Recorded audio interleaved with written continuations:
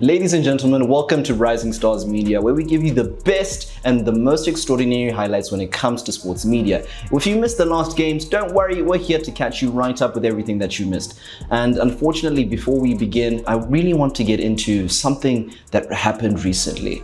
Unfortunately, we have to mourn the condolences of the late Sensei Mugoyi Muhambi, a legend, a brother, and a friend to so many. He was one of the best karate practitioners in all of Zimbabwe, a fitness guru, and a man who didn't just wear talent on his heart, but also love in his chest as well. Every single thing that he did, from every kick and snare that he had, to as well as the communities that he touched and impacted. We feel such a hole in our hearts. The sports community hasn't just lost a member, but it's still trying to struggle and find out how it's going to persist with this extraordinary loss. Unfortunately, he has passed away, but this isn't the end of his story, because it still persists through our hearts. So rest in power, Sensei Mugoyi Muhambi. Something's really been making waves lately in the sports scene, and I have no need to even introduce this. The Zimbabwe Sables have been cooking consistently, week in after week after week, demolishing the industry. Guys, I wanted to just take a shout out to Zimbabwe. Hilton, Bennett, you guys, guys, every single second seeing you guys on the pitch has just been legendary. Absolute cinema, day in, day out. From demolishing Zambia, destroying Botswana, and now you're ready to take on Uganda, Algeria, Ivory Coast, Kenya. They're shaking in their boots because they have no idea what's about to hit them. The Sables are coming for you. Are you ready? And let's get into something quite exciting. The Junior Africa Cup. Zimbabwe doesn't just do well regionally, but we do well internationally. And this is the same case when it came to the ladies in terms of the Junior Africa Cup. We recently actually had a tour in Namibia, in Windhoek, where we performed tremendously. And big shout out to Coach Brad and the technical team, who actually got the ladies to qualify for the World Cup in Chile, Santiago. Zimbabwe, we are here to support you ladies in everything that you're doing. In the third to fourth playoffs, these ladies didn't have a 1-1. They had a demolishing, extraordinary 6-1 win over Uganda, and that was absolutely extraordinary. But unfortunately, the gents didn't make it. They lost to Egypt, unfortunately. But regardless, we're still supporting the gents on their journey. Zimbabwe is taking over on an international stage, and we can't wait to see these ladies take over in Chile. And in other news, to open up the brand new hockey season with a bang, Arundel and Falcon College came head to head. There was a clash of titans because both of these teams had been doing extraordinary in their respective fields. Arundel consistently has been training and proving themselves, and we truly saw the demonstration of such effort and hard teamwork displayed. But unfortunately, it wasn't enough to come up with the titans of Falcon College. Coach Brad always cooks, and he came in with another extraordinary bang. Ball is trapped, sent across into the D. Chance here for Arundel with the shot. And deflected, and it's gone in. Look to inject, they got their first goal with a short corner. Anderson with the shot in the deflection. Over the line, and goal is called. So back to the middle. High, Arundel, quick thinking, ball sent in on the deflection, and it's a double by number 18 for Arundel. A brilliant piece of play there by Asiya Abdullah. Works a treat for her. She bags on that.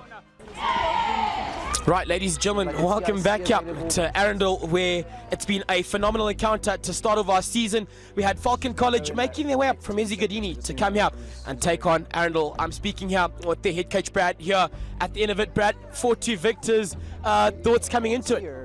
Yeah, obviously very proud of the girls. They put up a good fight. We came out really hard in the beginning.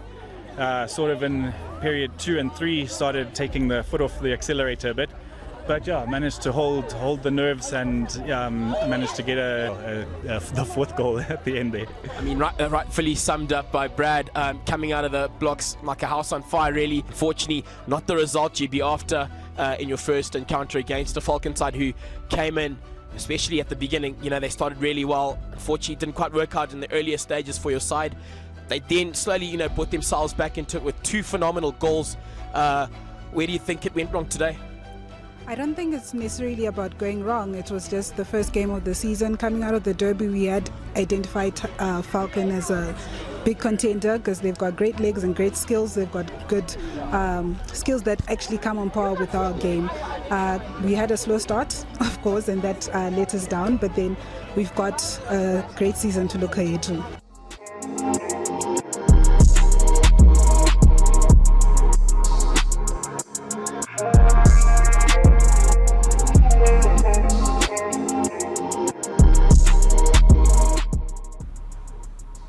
And in more rugby news, we always want to see the amazing Bulldogs of Churchill. Regardless of the situation, they always keep on pressing and pushing like nothing ever before. They prove their strength on the field and off. But something interesting's been happening this weekend. A little birdie told me for those Bulldogs to watch their back. Wise Owl actually came out of nowhere last minute, and guess what happened? They came with a shocking 33-30 win. Initially, Churchill was in the lead, pushing like nothing before, but out of nowhere, Wise Owl capitalized on some of their weaknesses and is now solidifying themselves as a key competitor in the game. Tackle there by number 8. Going at it in pairs. Ref, they're diving! They're diving, ref! They're diving! Good strong cleaning at the ruck by Wise Owl. Footwork done there by Wise Owl. A brilliant step on the inside and a barge through number 13. You tell your blessing, Sarah. No one's ever really been talking about the score that much, but Wise Owl all the way in Marondere has been proving that Harare isn't everything. So we should truly watch out for the rest of the season, because I believe that Wise Owl really is hungry and they're ready. Hopefully Bulldog isn't on their next plate.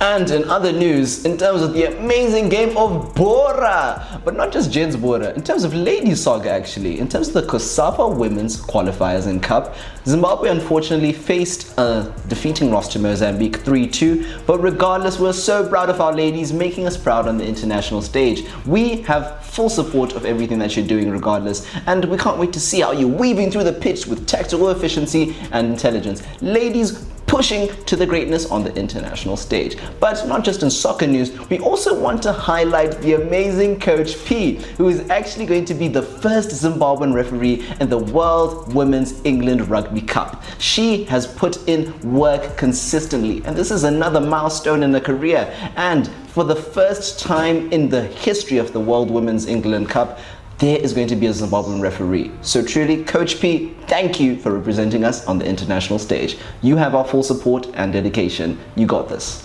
Wow, so Takudzwa, you've been doing legendary all across the field for years. I mean, you, Takudzwa Mushimbo, are a living legend. You're the future of Zimbabwean rugby. Not just future of Zimbabwean rugby, but of Zimbabwe. You've been a head boy. You've played in under 17 Zim, under 20 Zim, under 18's captain. I mean, how do you feel about all the difficulty and pressure when it comes to playing the sport? There's not much pressure. I think it's the way you look at it, because there's different ways to look at pressure. When you're looking at the crowd and you look at the fans behind you and you look at your team's supportmen and the coaches, it's not pressure, but it's motivation. You know what I mean? So for some people, they look at it as a reason to hide away and not perform at their best. But for me, I think what people call pressure is the reason to play. So it's my motivation, it's the reason I go there. I play for the fans, I play for the coaches, play for the team, play for the family behind me. That's amazing. That touches my heart so much. But you were not just a rugby superstar, but you were in first team, but also a head boy. Let's say there's a kid right now who's 15, he's just a lighty, trying to learn how to play scrum half, trying to understand how to get into the game. What advice would you give these lighties right now to say, okay, if you want to reach this level, you have to do ABCD right now? I think right now, have fun. You're still at a young level, you shouldn't really stress yourself about being the biggest or being the fastest, because once you start clogging your brain with those things, it just takes away the fun. Just go on the field, get a ball, get your friends out and then play. Learn new skills, go try them out together as a team or together as a group and just have fun. Because once you start stressing about all these nitty-gritty things, I'm not tall enough, I'm not big enough, I'm not strong enough, you'll ruin it, you'll throw away the fun out of it. That's so true. So you've played across so many teams all over the world, all these tours, but what would you say is exactly the best team that you've played for? Okay, there's different ways to look at it, because when you talk about the best performing team, I think the best performing team would be last year's under-20 team. That's our best performing team I've played for. But the most enjoyable team was probably the under-17 team. That's the first time I played Zim. So that's the first time I wore the jersey and I played for my country. And I was down in SA for the academy week. It was a whole new experience. Like, I never expected the stadium, the fans cheering for us, the families that came all the way down to SA. You know, it really touches your heart to know that your family came all the way from Zim to come down to just watch you play. So that was the most fun I've had. Then the most well-performing team was last year under-20, because you know the players we had and the way we executed our goals, it was good. We slipped up on the last step, but I think we performed well. Wow, that's so true. I mean, to have your mom in the stands saying, yeah, let's go Taku. Oh man, it touches your heart here. Yeah, wow, I mean, but let's get into the real conversations here. Zim, we've won the Baths. Zim, we've won countless trophies all over when it comes to rugby. But what is the future of Zim Rugby? What are your expectations? I feel as though that it's not really a team thing that's really the problem with some of our rugby players, but it's individual talent that we've got it and everything's there, but then it's now gelling together and playing with a combined goal. You know, the goal is there, the people know what we want to do, but then it's the execution that really kills us. So sometimes Zimbabweans, we kill ourselves by saying, we're playing against the Namibians, or playing against SA schools, or playing against this. So then mentally we put ourselves down. We've got the skills, we've got the coaches, and it's just a mental aspect, just a brick wall that we just need to run over, take it out of the equation, just go straight into the big league. That's real. That's so real, because now it's always in terms of the teamwork and execution where we end up lacking, because we've seen so much talent from Bennett, from Mudarakiri, even, you know, everyone's always talking about Tendai in SA, but you know what, why can't we create more Tendais over here? Because I feel like there's an absolute plethora of talent that we have in Zim, but it's just a matter of nurturing and cultivating that talent. How have you cultivated that talent within yourself? Like, what's the routine like to stay in the gym every day to become the best possible player? I feel like I said before about like the young talent thing. It's not about always working out and always stressing yourself about it. Yes, you have to keep working. Yes, you have to keep your goals straight to know what you want to do. But then you also have to have fun in the process, because it's rugby at the end of the day. Literally. You know, you could break your leg tomorrow and then what are you doing? You gotta have fun, create bonds with people, then you gotta just gel with people. Make sure you're close to whoever you're playing with. Don't now go around creating enemies and stuff, you know. It's a game. We're here to have fun, we're here to learn. So in learning, have fun and do the best you can. So what's the point in just going to the gym and being all serious when you can just have fun and still gain what you want to gain? That's how you make the most improvement within yourself. Wow.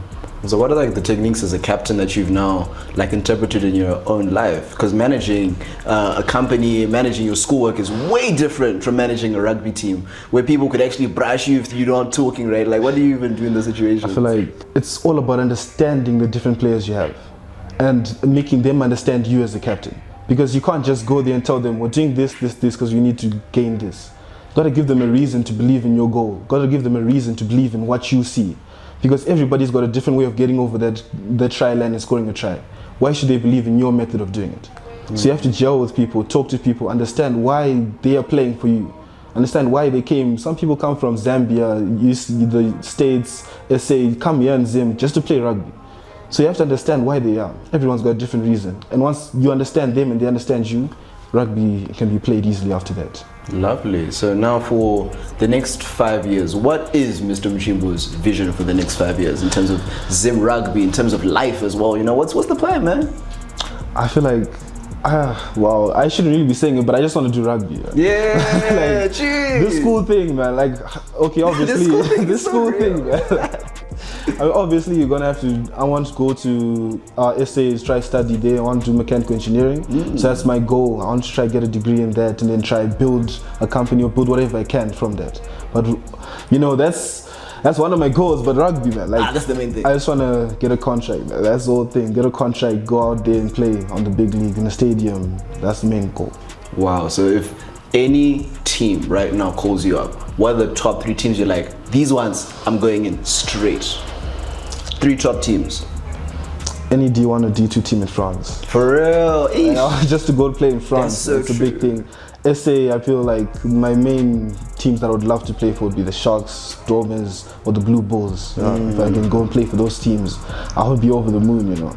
And yeah, obviously the Lions too.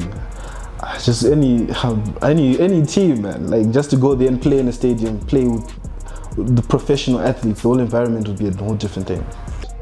So what's one of the worst experiences that you have that's actually worked as a learning curve for you in terms of the rugby game? Losing last year Kenya against Kenya to the final. So that game, although being a bad game, I learned I think the most I could have from that game. Because you learn that everyone's there and everyone's watching, but when you lose, very few people stay. Very few people come and then say well done to you. Very few people care. So when you're winning, you're at the top, you're high. When you're losing, you're low. So you have to understand that no matter what goes on, whether you're winning or losing, you still have to go through it. You still have to learn from the mistakes you've made, go on to the next thing. Next day, go back into the gym. Take a rest, go back to the gym, work. Keep working. That's what I learned from that, because it's life, man. You win or you lose, it's two sides of the coin. You can't ever be on the one side your whole life. It's so real. So before we close up and wrap up, what's one final piece of advice that you want to tell everyone back home watching? I think for everyone back home watching, just the fruits will show soon. Soon, very soon. I don't know when is soon, could be in 10 years, could be tomorrow, but soon we'll bear the fruits, that's all. Wow, thank you so much. I've loved this conversation with you. This has been extraordinary, man. I loved every second of this. So I'm just wishing you, Taku, everything that you deserve, man. You've been putting in the work, you've been putting in the labor, and truly, just like you said, the fruits will show soon. Thank you for having me. Thank you.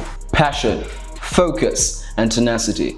Those are the three ingredients that make up every single game. Zimbabweans don't just come to play, we come to dominate. And in every single arena, whether it be rugby, soccer, basketball, or the track and field, we truly prove that we aren't small children. We're here to play in the big dogs and take everything that we want. So Rising Stars is here to capture every single moment of that. And here, right here on Telescope, is where you're going to find out way more information on that. You want more highlights, you want more interesting, engaging content, right here is just the spot for you. So tell your friends to type in www.risingstars right now so that you can find their highlights and their tips. This is me, I've been your host, Menashe Jumbe. Stay focused, stay fiery, burn higher, let's go.